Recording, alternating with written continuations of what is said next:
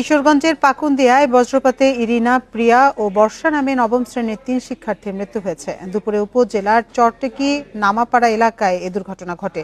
Police জানায়, দুপুর 12:30টার দিকে স্কুল থেকে বাড়ি ফিরছিলেন ইরিনা, প্রিয়া ও বর্ষা।